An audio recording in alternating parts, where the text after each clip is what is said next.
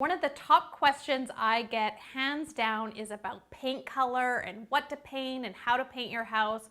So if you've wondered about paint, then stick with me because I'm going to give you some of my top tips.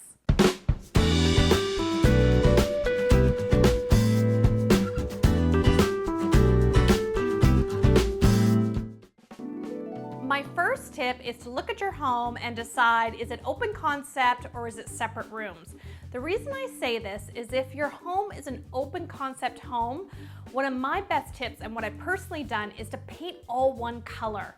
I think it really opens up the space, it creates flow, and there's no separation.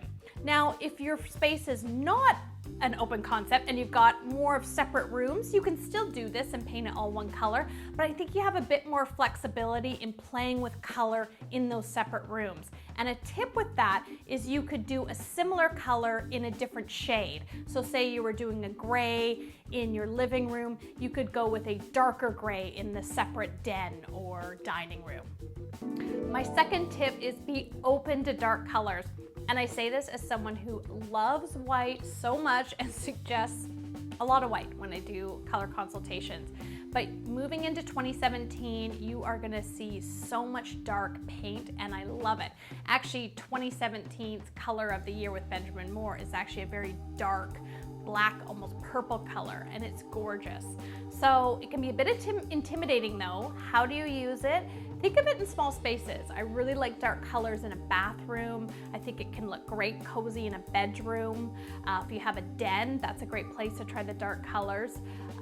Or behind the wall of your bed. I think that's another area that you can use these dark colors. So be open to them, don't be afraid of it, and you're gonna see lots of these greens and dark blues and blacks, and they can look fantastic.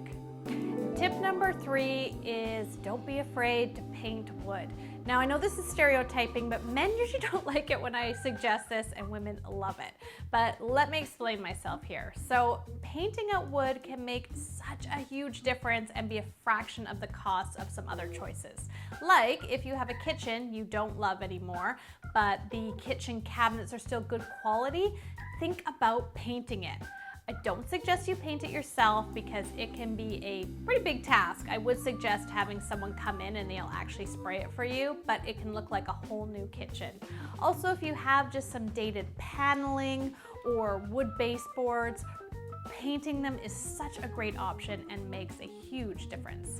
So now that I'm sharing all my color secrets with you, I've got a couple bonus tips that I think you'll like.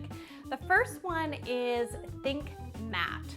So you're probably seeing this all over in fashion. Matte lipstick is very in, and whatever in fashion seems to translate into the home. And so painting things in a matte finish, and talking about those dark colors, specifically like a matte black, is really popular right now. So this is great if you have an old dining table or a side table and you want to paint it.